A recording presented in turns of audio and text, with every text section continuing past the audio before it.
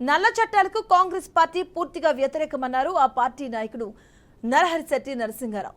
ఇక కేంద్రం తీసుకొచ్చిన 3 క్రిమినల్ చట్టాలను రద్దు చేయాలని కోరుతూ విజయవాడ అలంకార్ వద్ద న్యాయవాదులు చేపట్టిన ధర్నాలో ఆయన పాల్గొన్నారు. ఈ చట్టాలను కాంగ్రెస్ వ్యతిరేకరిస్తుందంటూ తెలిపారు.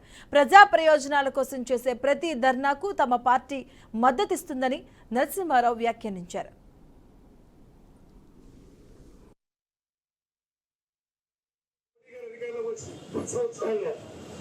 ప్రజాస్వామ్య హక్కుల్ని, రాజ్యాంగబద్ధమైనటువంటి హక్కుల్ని కావాల్సిన పొందనైనా నిమగ్నమయ్యారు.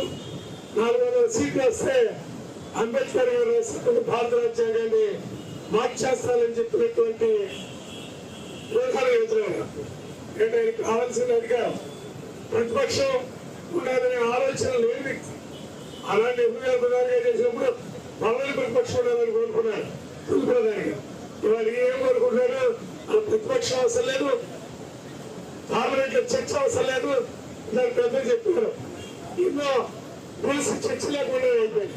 అలా ఇప్పుడు మన కూడా సరైనటువంటి లా కమిషన్ తో చర్చించడం కానీ, లేదా బార్ కౌన్సిల్ ఆఫ్ ఇండియా సభ్యులతో చైర్మన్ తో చర్చించడం కానీ, లేదా రాష్ట్రంలో ఉన్నటువంటి బార్ అసోసియేషన్ తో చర్చించడం కానీ, లేదా బార్ కౌన్సిల్స్ ఏదైతే ఉన్నాయి స్టేట్ లో ఆ చైర్మన్ మెంబర్స్ తో చర్చించడం కానీ ఏమీ లేకుండా ప్రజాస్వామ్యానికి వ్యతిరేకంగా ఎవరైతే ఆకర్షణ శ్రీమంతులు ఉన్నారో వారికి అడుగులు మడుగులు చట్టాలు తీసుకొస్తున్నారు.